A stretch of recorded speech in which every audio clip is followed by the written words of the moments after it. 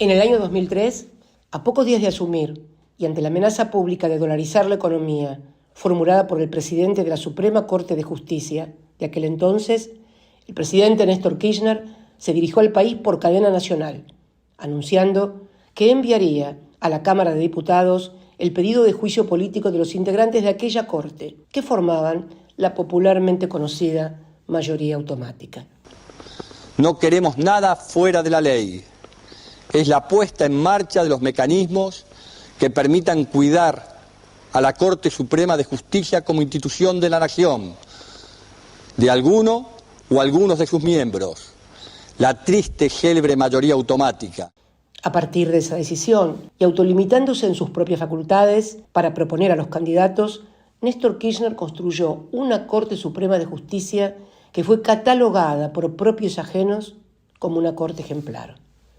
Hombres y mujeres, a quienes el presidente no conocía siquiera personalmente, dictaron fallos memorables, como el de la inconstitucionalidad de las leyes de obediencia debida y punto final, que ubicaron a la Argentina en el escalón más alto del podio de derechos humanos a nivel global.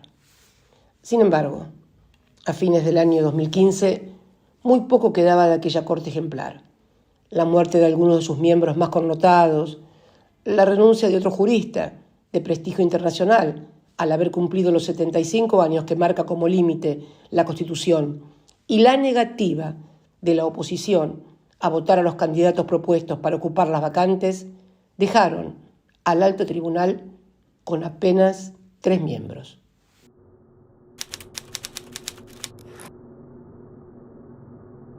El 10 de diciembre del 2015 asumió como presidente de la Nación Mauricio Macri. Apenas 4 días después tuvo lugar un hecho de extrema gravedad institucional.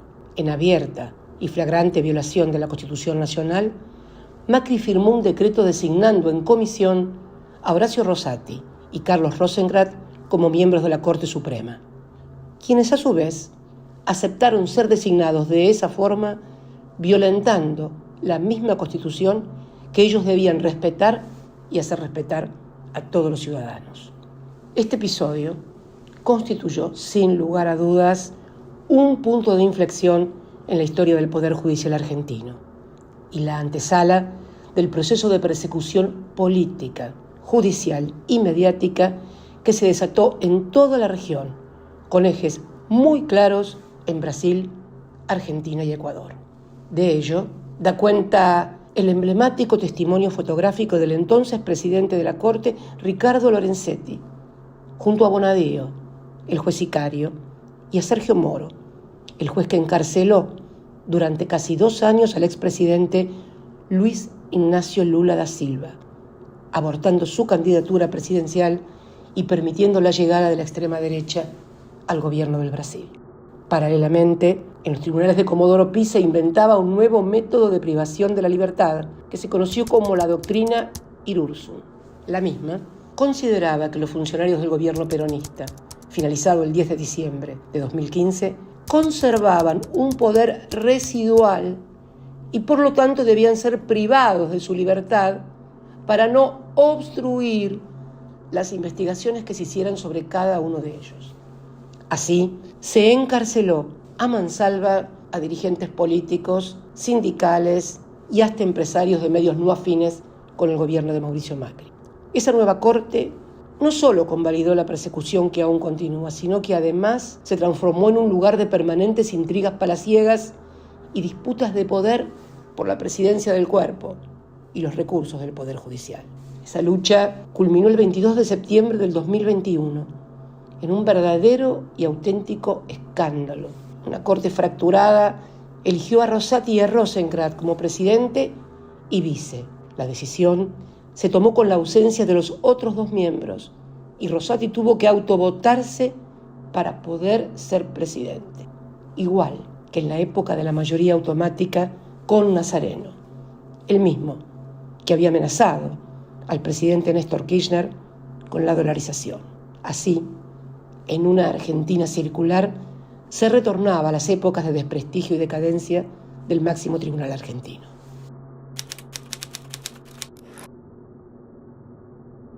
Luego de la renuncia de Elena Hayton, la única mujer de ese cuerpo, la Corte quedó reducida a tan solo 4 miembros y comenzaron entonces a salir a la luz otros escándalos. El vaciamiento por cifras millonarias de la obra social del Poder Judicial, administrada por el médico personal y familiares de uno de los 4 cortesanos. Causas penales contra el nuevo presidente de la Corte por enriquecimiento ilícito y otra vinculada a su pasado como intendente de la ciudad de Santa Fe, en la que recusó al juez que lo investigaba y sospechosamente logró apartarlo. Estos son solo algunos de los hechos que tornan a esta Corte de apenas 4 miembros en un órgano muy, pero muy vulnerable frente a las presiones de los poderes fácticos y mediáticos. Con tantos muertos, en sus roperos no les queda más remedio que hacer lo que les manden, bajo pena de ejecución sumaria en titulares y noticieros. Así es como en el año 2021 sucede algo realmente increíble. Después de 15 años de vigencia ininterrumpida, lo que equivale a casi 4 periodos de gobierno, la Corte de los 4 declara inconstitucional la ley del Consejo de la Magistratura sancionada en el año 2006, a la luz de la cual se designaron más de las 2/3 partes de los magistrados que conforman hoy el Poder Judicial de la Nación. Peor aún, resucitan además la ley anterior que establecía que el presidente de la Corte presidía también el Consejo de la Magistratura. Toda esa maniobra era una vieja cruzada del grupo Clarín que siempre se opuso tenaz y públicamente a aquella reforma del 2006. Queda claro entonces que el objetivo no es solo la presidencia de la Corte, sino intervenir directa y explícitamente sobre todos los magistrados. Proteger a Bruglia y Bertuzzi, designados a dedo por Macri en la Cámara Federal, garantizar su propia impunidad y, fundamentalmente, continuar con la persecución.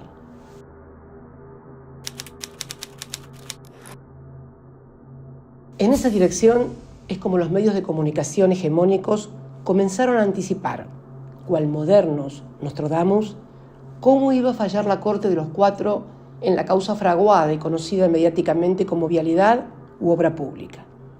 La misma en la que, con calendario electoral en mano, iniciaron el juicio oral el 21 de mayo del 2019, exactamente un mes antes de que cerraran las listas para las elecciones presidenciales. Así, y con 3 años de demora, la Corte de los 4 falló exactamente como anticiparon esos medios, rechazando todos y cada uno de los recursos y las medidas de prueba que habíamos solicitado. Fue un fallo totalmente atípico.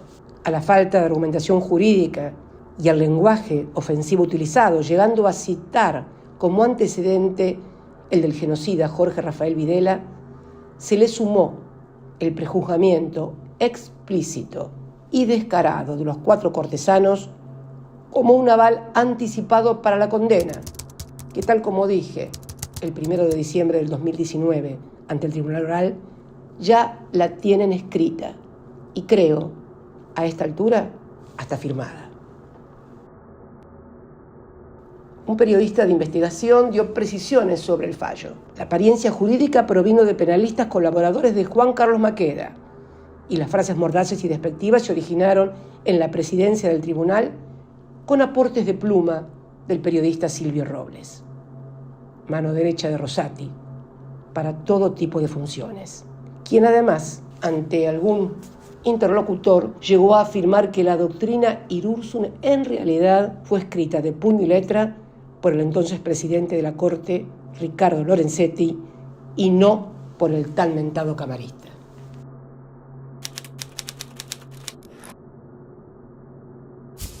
Al día siguiente que la Corte de los 4 emitiera ese fallo, aparece en escena, cual D'Artagnan judicial, uno para todos y todos para uno, el inefable fiscal Stornelli, pidiendo el cierre de la causa penal que investiga el vaciamiento de la obra social del Poder Judicial y que involucraría a Juan Carlos Maqueda.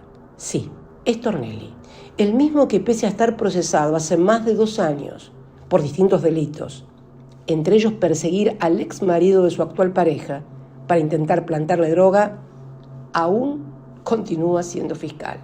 A cambio, espera el voto favorable de Maqueda en todos los recursos que presentó ante la Corte y así lograr su impunidad en la causa en la que lo están procesando.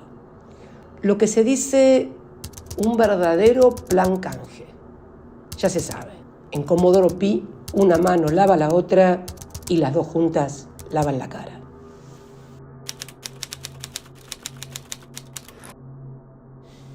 Estos graves hechos reseñados pueden parecer ajenos a los problemas cotidianos de los argentinos. Sin embargo, a poco que se mire, se advierte que no es así.